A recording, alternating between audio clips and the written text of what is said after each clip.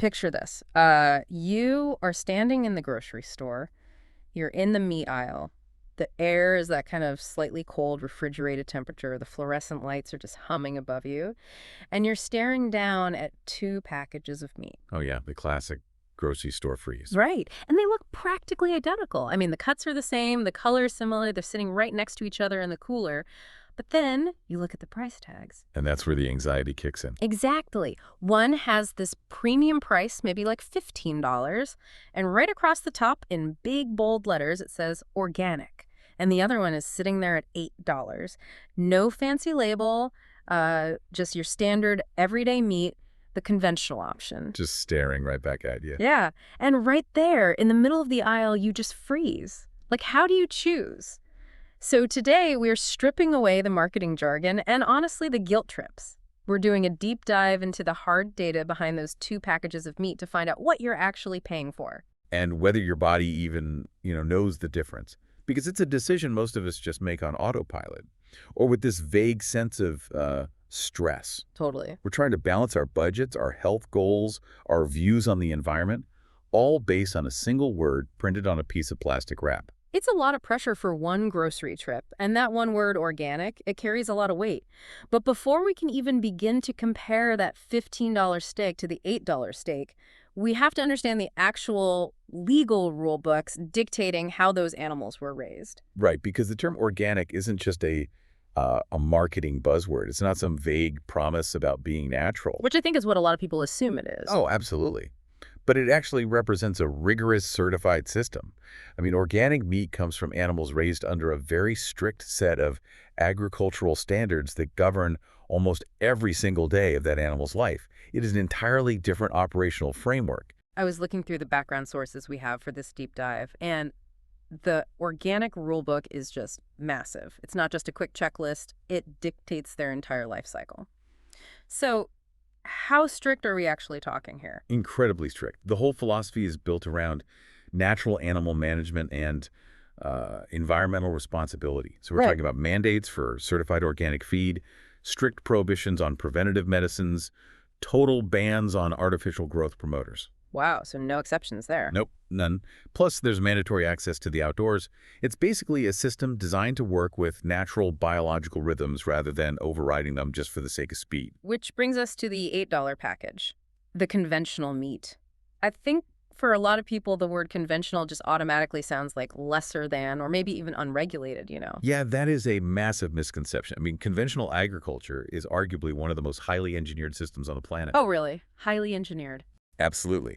This meat comes from animals raised using modern agricultural methods designed specifically to solve a colossal problem, which is producing enough food efficiently and affordably to meet this massive demand across North America. So if organic is about adhering to those natural rhythms, conventional farming is all about optimizing the biological process. They're using veterinary-approved medications to manage herd health, advanced animal nutrition programs, and modern farming technologies. Precisely. It's about scale and efficiency. And there is a crucial baseline here that I think we all tend to forget when we're staring at those labels. All commercially sold meat, no matter what the label says, has to meet the exact same strict food safety regulations and inspection requirements. Yes, that is the great equalizer right there. Whether you're paying $15 or $8, federal and local safety standards for pathogens, handling, processing, they apply across the board. That's reassuring, honestly. Right. You aren't paying a premium to ensure the meat is safe to eat. The baseline of safety is already legally mandated. I like to think about it in terms of transportation. Conventional farming is essentially a highly tuned, modern public transit system. It is designed to move millions of people, or in this case calories, affordably, reliably, and efficiently on standardized routes. That's a great analogy. It maximizes output. Exactly. Whereas organic farming is more like a bespoke, custom-built bicycle. It doesn't rely on massive external inputs. It has virtually zero negative emissions, and it's this beautiful way to travel, but it takes more time and space. Yeah, it simply cannot scale to transport 1 million commuters during rush hour. That is a very accurate way to visualize the scale difference, and it answers the fundamental question of what that $15 price tag is actually funding. Because you aren't necessarily buying a vastly different final edible product. Exactly. You are funding a specific method of farming. You're paying for a philosophy of environmental responsibility and enhanced animal welfare practices. Essentially, the premium pays for the process. Okay, so we are buying the method, which means we need to get out of the philosophy and look at the actual mechanisms on the ground. Like, how do these different rule books change the day-to-day lives of the animals? Well, let's break down the major operational differences on the farm. According to the sources, there are four major areas of divergence. We can call them the Big Four. A big four. I like it. Let's do it. So the first one is the most foundational, which is animal feed. For an animal to be certified organic, it must consume exclusively certified organic feed. Right, but what does that actually mean in practice? I mean, it's not like they're synthesizing organic corn in a lab somewhere. No. It means the constraints trace all the way back to the dirt. The crops grown to feed those organic animals cannot be treated with synthetic pesticides or artificial fertilizers. Okay, so the crops themselves have to be organic. Right. They must be farmed according to strict organic standards. Conventional animals, conversely, eat feed produced through conventional agriculture. So that feed utilizes synthetic fertilizers and targeted pesticides to just maximize crop yields per acre. So if an organic cow is eating this pristine, pesticide-free feed, it sounds pretty idyllic, but animals are biological creatures, you know? They get sick. They absolutely do. So if an organic animal develops, say, a bacterial infection, what happens? Because the label says no routine antibiotics. No. Does an organic farmer just have to offer it some organic clover and hope for the best? See, this is one of the biggest points of confusion for consumers. The key word you just mentioned is routine. Routine, okay. Organic standards prohibit the routine or preventative use of antibiotics. In conventional farming, a farmer might use preventative antibiotics, under veterinary supervision of course, to keep a massive, dense herd from developing illnesses in the first place. Ah, to stop the spread before it starts. Exactly. But organic farmers cannot do that. But wait, if the organic animal does actively get sick... Organic farmers are ethically and legally obligated to treat sick animals. I mean, they cannot just let an animal suffer. But here is the mechanism that really drives the price up. Okay, I'm listening. If they have to administer antibiotics to save that animal, it loses its organic certification permanently. Wait, permanently? Just from one treatment? Just from one. Wow. So the farmer spent all this money on premium organic feed, gave it outdoor access, followed all the crazy strict rules, but because it got a normal infection, they have to sell it at the standard conventional price. Exactly. They take a massive financial hit on that animal. And that high economic risk is partly why organic meat costs so much more. That makes total sense. Right. Now contrast that with conventional farming, where antibiotics are used as a highly supervised medical intervention to treat active illness and maintain overall herd health, but the farmer doesn't lose the value of the animal. Okay, so if organic farmers can't use antibiotics to artificially safeguard a massive herd, what about making them grow faster to get them to market sooner? I think for a lot of people listening, the word hormones just sounds scary. It sounds like science fiction. Yeah, definitely has a stigma. What are we actually talking about biologically when we say hormones? Biologically, we are talking about naturally occurring or synthetic compounds that optimize an animal's feed conversion ratio. But for organic livestock, the rule is an absolute prohibition. No artificial growth hormones whatsoever. None. They grow at their natural biological rate. And in conventional farming. Conventional farmers may use approved growth-promoting technologies, though, it varies heavily depending on the species and the local regulations. Sure. But to understand why they even use them, you have to look at the economics and the biology of growth. An animal burns a massive amount of calories every single day just to stay alive. That is called its maintenance energy. Right, just like us, walking around, keeping its body warm, digesting food. Yes. So if a farmer uses a growth promoter, the animal converts the feed it eats into muscle mass much more efficiently. It might reach its market weight weeks or even months faster. Oh, wow. Months. Yeah, and that means weeks or months where that animal is not consuming water, not eating feed, and crucially, not producing methane emissions. That is fascinating. So the hormone isn't just about making the animal huge, like a bodybuilder. It's about shortening the timeline, so the animal uses fewer natural resources over its lifespan. It is a pure efficiency play. Okay. But because organic farming strictly forbids this, organic animals require more time, more feed, and more water to reach the exact same weight as a conventional animal. Which perfectly sets up the fourth major difference from the sources, which is living conditions. If these organic animals are growing at slower natural speeds, Where are they spending all that extra time? Well, organic farming standards mandate that livestock have greater access to outdoor spaces. They must be given the opportunity to forage, graze, and engage in natural animal behaviors. Right, they get to act like animals. Exactly. It is a core tenet of their welfare philosophy. Whereas in conventional systems, the environment is often designed around that optimization we just talked about. Correct. The living conditions in conventional farming vary widely based on the size of the farm and the region. Some are definitely raised on pasture, but many are kept in highly controlled, optimized indoor environments. To manage all the variables. Yeah, their diet, temperature, and movement are managed to just maximize growth and efficiency. Okay, so we've mapped out the farm. We understand the feed, the antibiotics, the hormones, and the space. But let's bring this back to the listener standing in the grocery store. Because the million-dollar question really is, does my body know the difference? Ah, the nutrition question. Right. Does all this organic methodology actually result in a physically healthier piece of meat on my plate? This is where we really need to look closely at the data, because the marketing has convinced many consumers that organic meat is fundamentally superior for human health.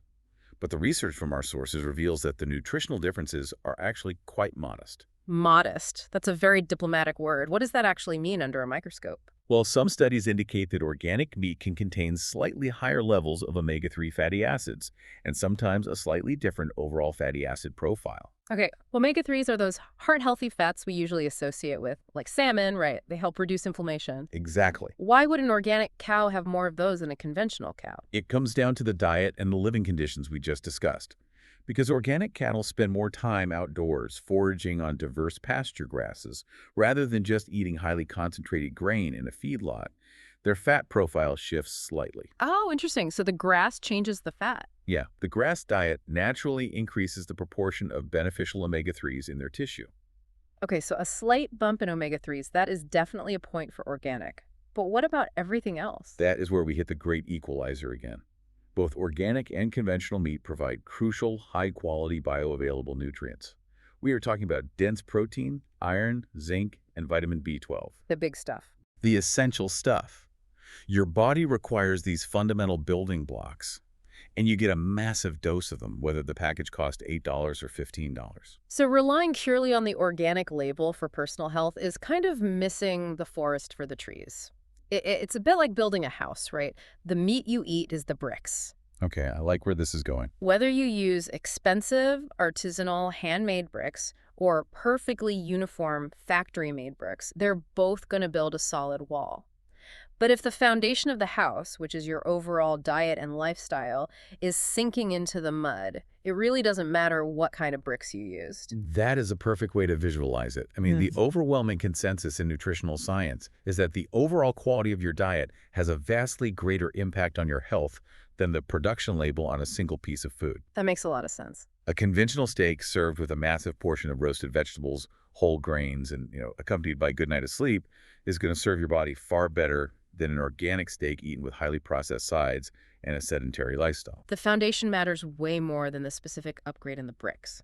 But wait, if the nutritional differences are only modest, why is the organic meat market absolutely booming? That's the real question. It tells me that the choice for many consumers isn't just about their own personal biology, it's about looking beyond the plate. It is about ethics, and it's about the broader impact on the world. The environmental and ethical considerations are actually the primary drivers for a huge segment of organic consumers. Animal welfare seems like the most obvious one.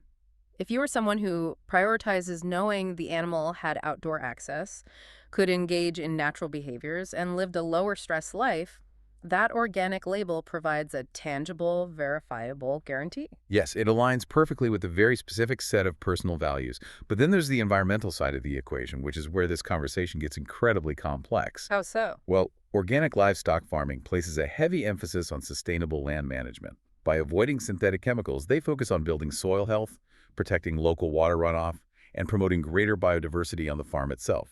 That sounds undeniably positive. But this brings us to an idea from the sources that completely flipped my perspective when I was reading through the background material. Oh, the efficiency paradox. Yes, because we tend to view technology and corporate farming as the ultimate enemies of the environment. But we just talked about how conventional farms use hormones and optimized feed to make animals grow faster, using less food and less water. Doesn't that mean conventional farming is actually environmentally friendly, just in a completely different way?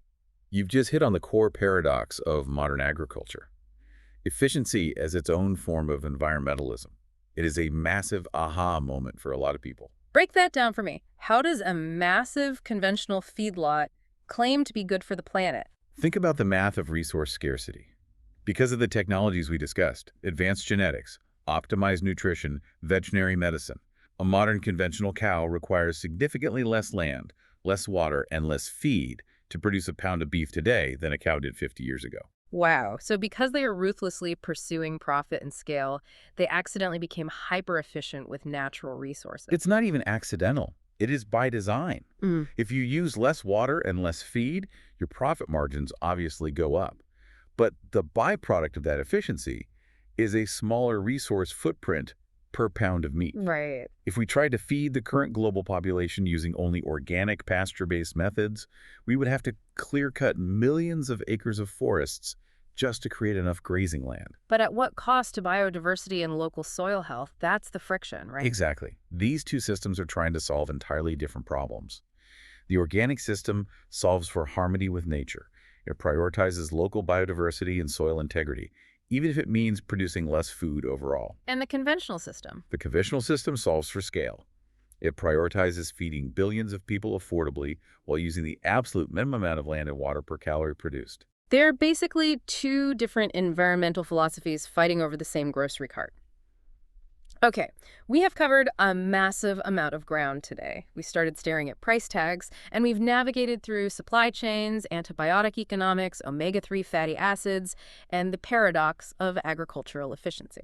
That's a lot to digest. Pun intended. Yeah. So how do we synthesize all of this for the listener who still has to make a choice for dinner tonight? The most liberating takeaway from the data is that there is no single universal right answer. Choosing between organic and conventional is fundamentally a personal audit of your resources and values. First and foremost, it comes down to your budget.